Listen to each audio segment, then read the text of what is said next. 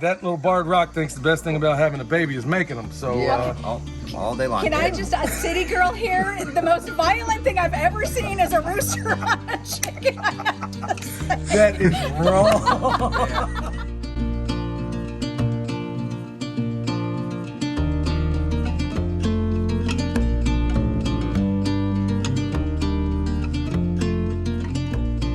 Hey y'all, this is Billy from Perma Pastures Farm. I'm out here with my homeboy Ben and his lovely wife Denise. Back over there messing with the what is she got? Turkeys, guineas, chickens, I'm giving them mealworms. and ducks. You can't hate that. Anyhow, we're out here, y'all. This video is all about community and how we built our own community, because if you're anything like me, you recognize that the biggest injustice in life is the inability to choose your own family. So guess what? You make your own. That's right. Right here. That's Yep. right. Yeah, Three's Company right here. That's right. I'm out here with Ben and Denise. We're chilling out. Actually, we're not chilling out. William's holding the camera. We're out here doing electric work. So that's what we do. That's what we're doing. We're making community. They have things and benefits, and honestly, they've been a tremendous blessing to us, and there's skills that we have that can also benefit them. And there's so many different collaborations y'all don't see on the camera. But Ben, why don't you tell them about it? Just, so much going on, and things that I am willing to try, but I have a very healthy respect for electricity. I've been zapped a few times, and this guy's the master at it. So he's helping us with the wiring in the house and with the electric fence at some point. On the flip side, we have a sawmill, and we're going to be working on an Earthship home soon. And so we'll be milling up anything and everything they need, and we'll be over there, putting our sweat on the ground too. Yeah, we're getting one of our baby rams That's right. soon. Yeah, that's another collaboration we got going, huh? Yeah. Yeah, so they also have some sheep that we're all gonna get together on and process. Remember, community, y'all. Yeah. It doesn't have to be, don't think for a minute that you have to just be within a certain footprint with your own family or whatever. You know what? You have extended family. And if you don't have it, you can make it. Like you guys, as I understand it, you're pretty much out here all by yourself, right? Well, we are, but as we've mentioned in a lot of our videos, our neighbors down here are their family. I mean, they're there for us. They they pray for us. We need anything, and they're here, just like you guys. And you're half an hour from us by car, but Yeah, you say we need you, and we're there. Well, and you guys have also been, we were together the other night, all together as one giant family. They Celebrating somebody's birthday. That's right. Yeah. So there was that. It's okay. I'm still the oldest. That's right. He is. He's got me by a couple of years, y'all. So when I hit the big 50, he's actually. Oh, now you gave away my age. Oh, okay. That's all Yeah. right. Okay. He's old. Yeah, he's an old timer. So That's we'll need to. So I'm trying to keep him look over here. We're working on their house. And I'm just trying to make sure his old butt doesn't break a hip on the way in and out. So 7 degrees, baby. But we all together, it's kind of cool because it's kind of cool. This relationship we have is that, like, for example, throughout the day and all the things that are going on, Denise, we all have these group texts and everything. She'll make me aware of things that are important, things that I don't necessarily. She's a natural researcher. And it really comes to bear in so many different ways, and all these different things, from the cows you're going to get to all the other things that, things going on in this world that maybe I might need to know about that I don't necessarily have time to look at. So she's kind of like my personal drudge report, except it's reliable information. That's a good way to put it. Yeah, absolutely. I just send them things I think are important.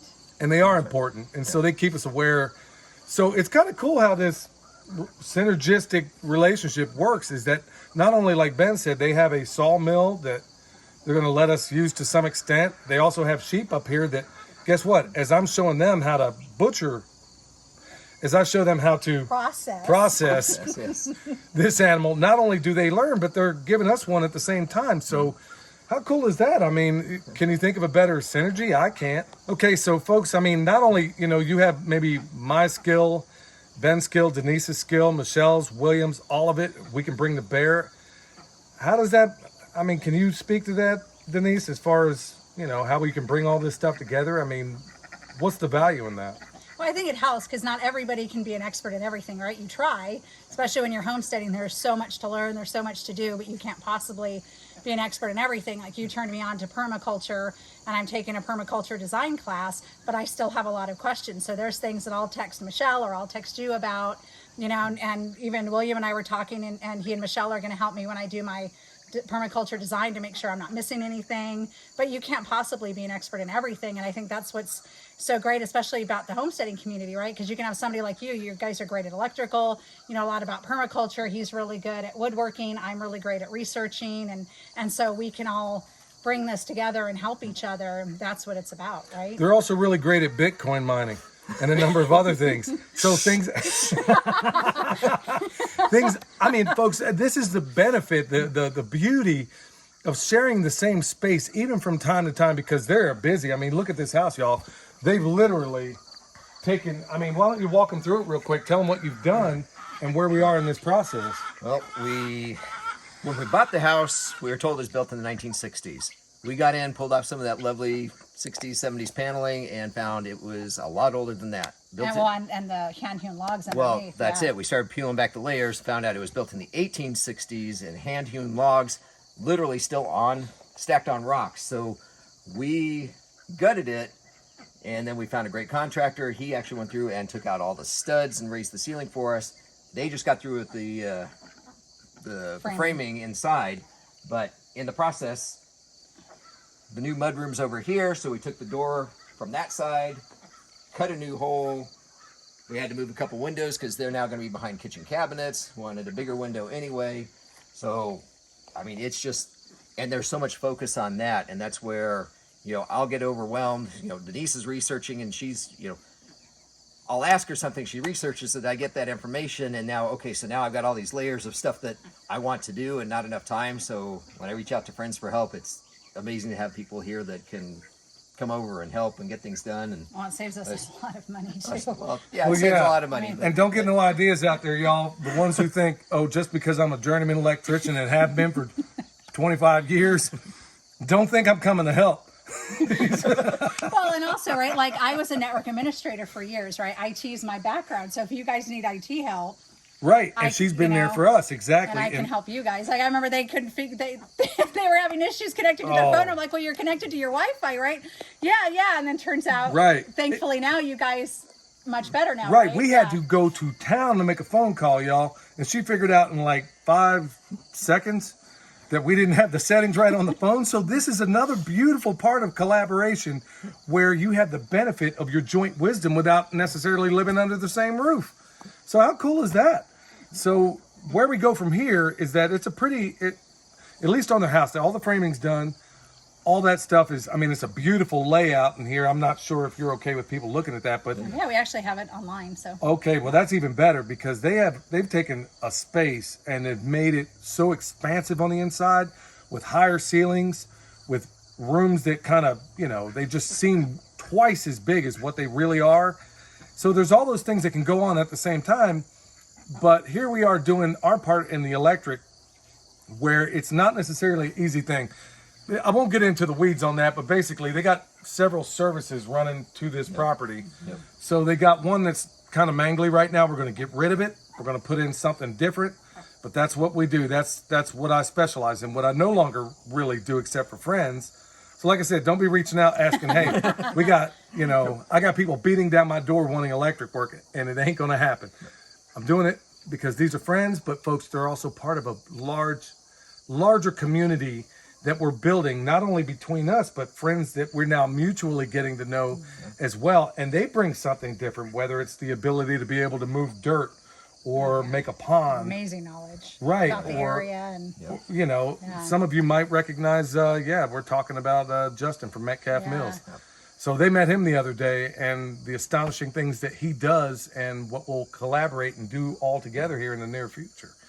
So how cool is that, y'all? Great family. Yeah, and it helps too, because like we're doing the house mostly by ourselves, right? So we've got a couple of guys that have been amazing, that have been helping us do like some of the stuff that we're not used to, but we're not like the floor plan we designed on our own. We're designing everything ourselves. We're trying to do what we can, but we know that there's areas that we're not experts on. Like, you're an electrician, and then we've got another neighbor that's been a plumber. So Ben's going to run it, but he's going to guide him. And so that's just been absolutely invaluable to us, and thank God, right? Because not only does it save us money, it saves us time. We can learn in the interim how some of these things work for future processes. But like, when we pulled everything back, honestly, I don't know how this house didn't burn up. The electrical was terrible. Oh, I'm here to tell you. Yeah, the walls were, I mean, we had to put a beam in the ceiling, and it wasn't even holding up the house. The only thing holding up the house were the bricks on the outside of the house. Outside walls. Pushing out. So it's just been, and then, the fireplace was, we really wanted to salvage it. Yeah. It was so bad. Like, we had 2 inspectors come out, fireplace inspectors, and they're like, it's in bad shape. And it was really cool when we pulled it out, and we've got a YouTube video on it, but we found the original hand-hewn stone that they had used for the original fireplace in the 1860s. And it was really cool, but it was like, even the fireplace, like, the house, it's amazing, the grace of God that the house didn't burn down. Well, really, I'm looking at it from an electrical standpoint, and yes, amen to that. Yeah. Because there's a lot of things in here, folks. There's the old knob and tube combined with the old fuses, the round fuses that you stick in there. There's a lot of, I was wondering how this thing didn't burn down, and I'm looking at it, and really, it's a miracle all coming together. But speaking of coming together, let's talk about this. So this video is mostly about community. So within this area, you're not originally from here, obviously. Yeah. So you came in here. How welcome were you within this community? How's that? Well, I want to put a caveat to that a little bit, okay? There's a lot of people that have come here, a lot of really amazing people. There's been some pushback, and understandably so, because you've got some people that have moved in that are trying to change things. They're not conforming to the area. So I wanted to put a caveat.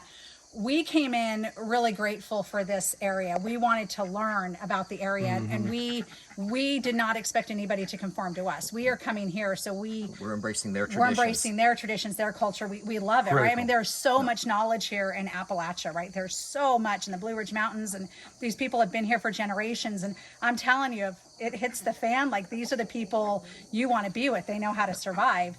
And so when we first met our neighbor, like, it immediately clicked, but he immediately knew that, hey, we're not coming in to try to change you. And he was like, oh, thank God. Like, he literally looked up and said, thank God.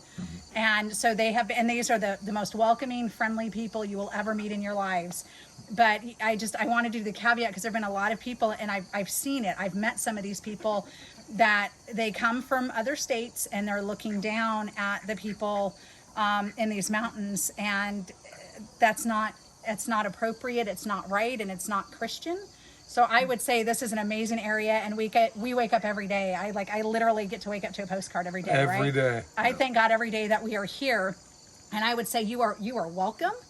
Just don't expect people to conform to you. Please, if you're moving to an area, please expect to conform to. I hope that's not too. No, I think good night. We could have just made this whole video about that right there, and it could not have been beautifully stated, better stated. Yeah. And our neighbors are, between you guys and our neighbors, we've been very welcomed. Yeah. And how often do you move into a new house and have the neighbors come over and bring a full-size cake and strawberry jam and corn and beans only here. and peas I mean, it was weird for us, because coming from Arizona, it's like you like, we knew our neighbors, right? But most of the time you go into your garage, right? You close the garage door, you walk into the house, and you're there.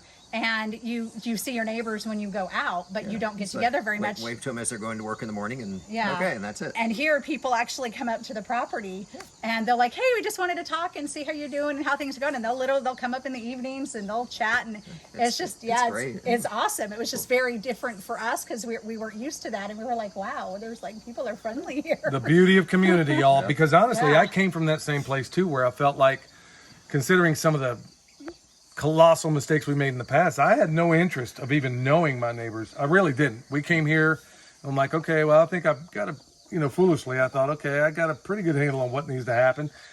And then slowly but surely, I started to realize, you know what? It doesn't have to be done in a vacuum, and it shouldn't be done in a vacuum, because you can bring to bear all these, like Denise just said a moment ago, For those of you that hit us up all the time asking, how do we go about this? How do we start this? How do we get the ball rolling? How do I get to a point where I can do this? Well, guess what? You don't necessarily do it all. You don't have to hack it out of the wilderness by yourself. Oh, well, it's like people, they plan for having a baby. You know, when is the right time to have a baby? It's like now or whenever. Just it's got to happen. You can never fully plan. Yeah, for you a can baby, never fully. so. Yeah, and you can never fully plan for something like Well, this. speaking of having a baby, we got. we Yeah. got. Well, apparently that little barred rock thinks the best thing about having a baby is making them. So Yeah, all day long. Can I just, a city girl here, the most violent thing I've ever seen is a rooster on a chicken. that is wrong. They're Right on cue. They are brutal. Right on cue. Oh my goodness. Yeah. You know that.